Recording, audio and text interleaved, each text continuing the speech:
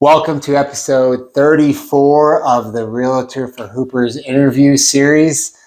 Today, we got a guest that I've played with and against in pickup and pro-ams and leagues all throughout this city, Marcus Ford. Thanks for having me. Appreciate it. Appreciate you, man. Yes, sir. Every time I flick the wrist, you can bet that it's a switch.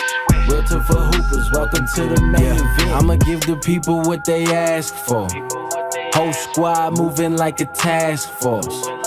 We move with military precision, accomplishing any mission. In 2020 division, just don't see no competition, don't see no opposition. We on top of the game, we not one and the same. I'm Stephen Curry, the range, I Allen out with the cross. I'm Kobe Bryant, the fade, I'm one that's calling the plays. Now what else more can I say?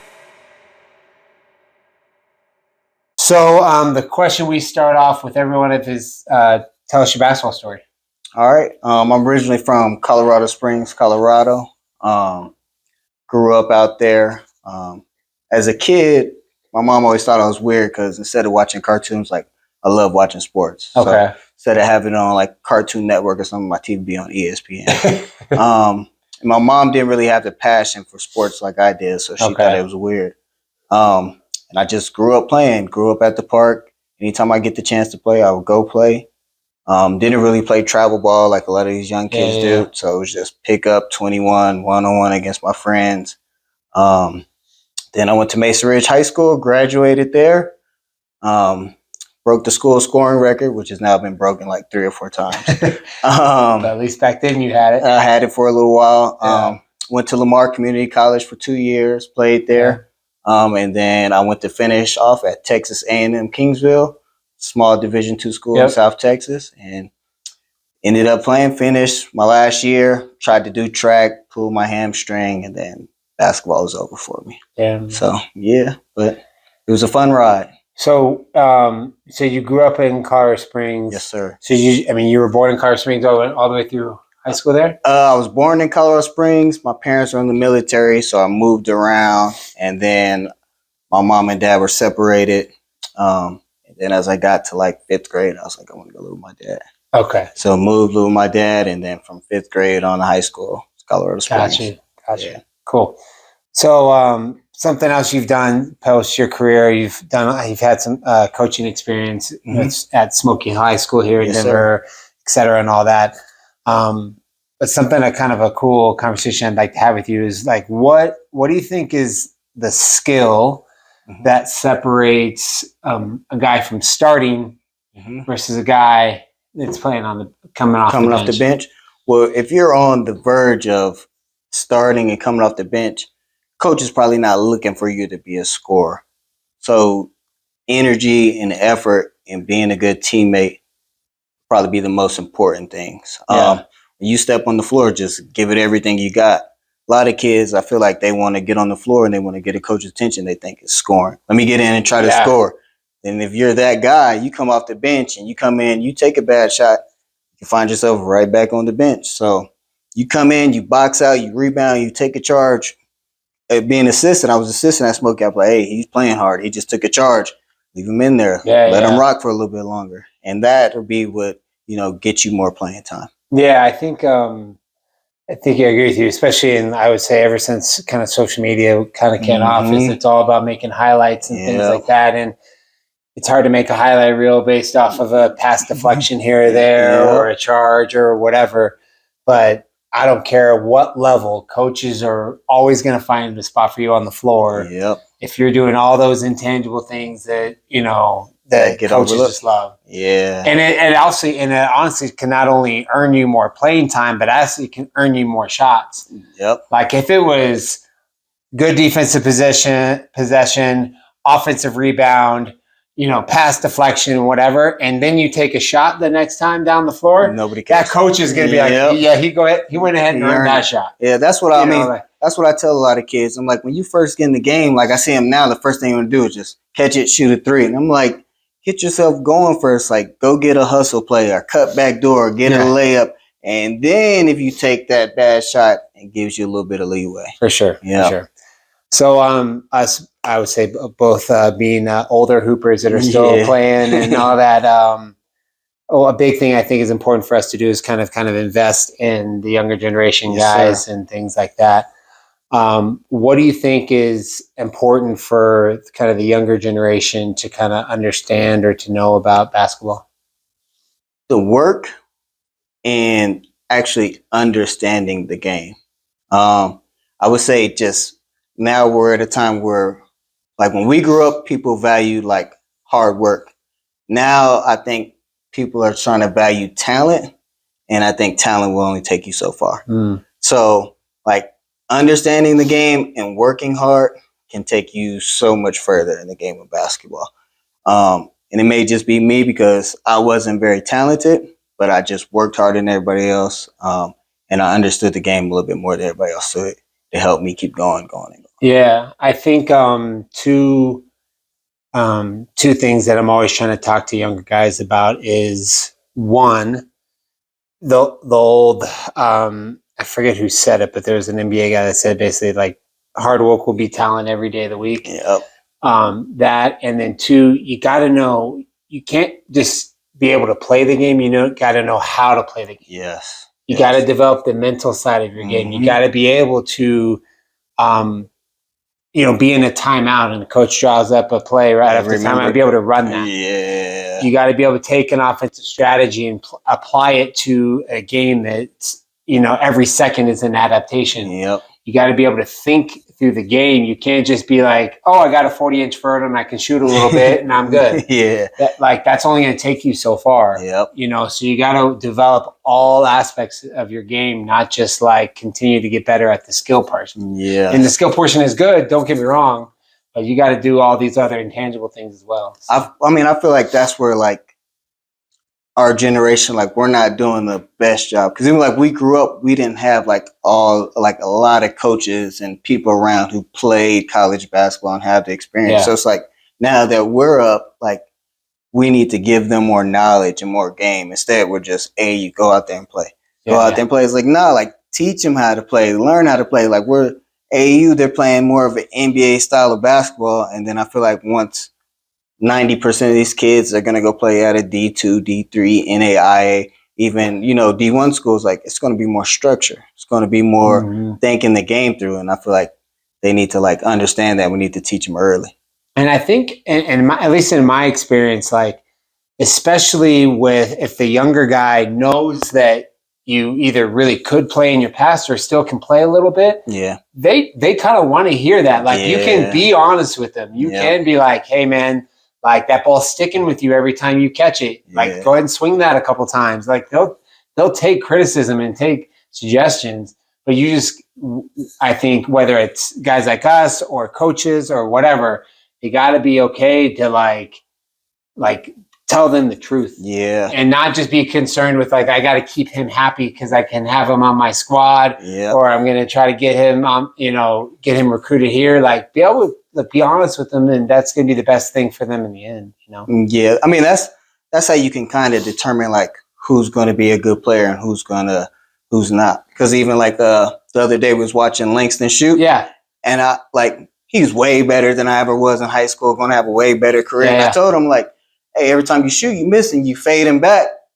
You didn't have to listen to me. Next time up, he, boom, started knocking him down. And then it's like, you see that in those certain players, like they'll take coaching, they accept coaching.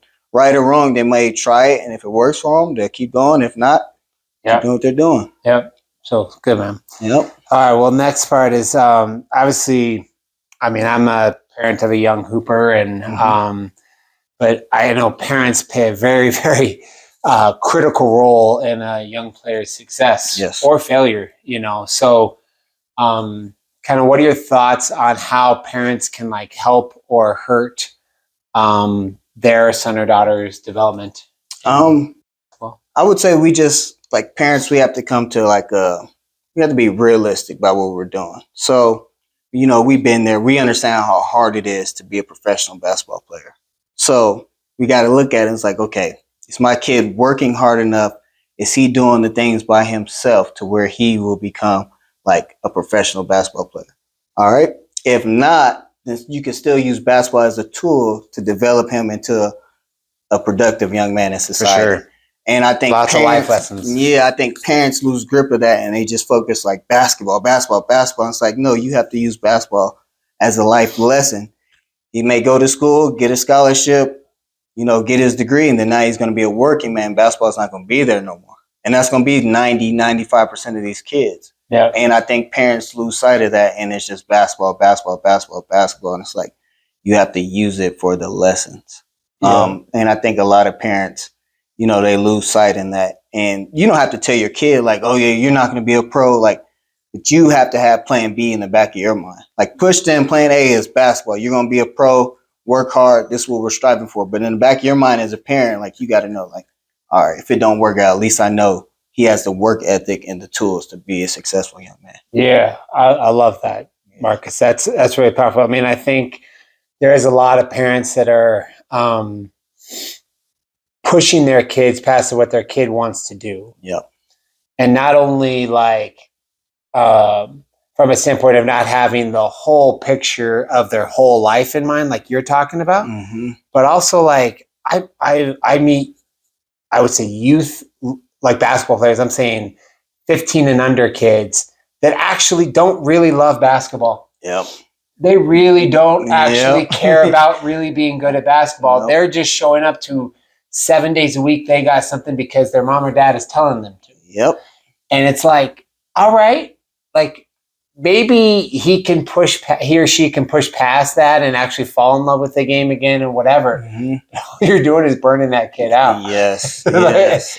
You can see because even this last year, I coached some kids and it was like, I think they like the attention of basketball, like being on Instagram and the highlights, but I don't actually think they love the game and what comes with it. And you can see it. Because I've been playing basketball every weekend since they've been in the third grade. It's like they want to do something else, like go on vacation one summer or maybe go play football this year. Just do something different. So I think that I think parents need to realize that it's okay for your 13-year-old or even your 15-year-old to take a break. Yeah. Raise a human. Don't raise a basketball player or an athlete.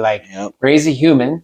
And then if they take that break and they want to come back and play, that's great. Yeah. But if they don't want to play basketball, that's okay too. That's fine. Yeah. You're trying to be a parent of a human, not trying to be a parent of a basketball player. I feel you. I mean, it kind of burns them out. I can only imagine, the thing that fired me up was I wouldn't play every weekend. So when the chance I got to play, the passion, I would be there. I would want to go and want to play. And it's I can only imagine playing 4 or 5 games every weekend, and you're man, I'm tired of doing this. Plus all the individual training, the strength training, and then it's just too much. It's a lot of hoop. And don't get me wrong, I love hoop as much as anyone in the world. Yep. However, that is a lot. It's a lot, So all good. Well, so I got we're going to transition kind of into a little bit more of a fun basketball question here. All right.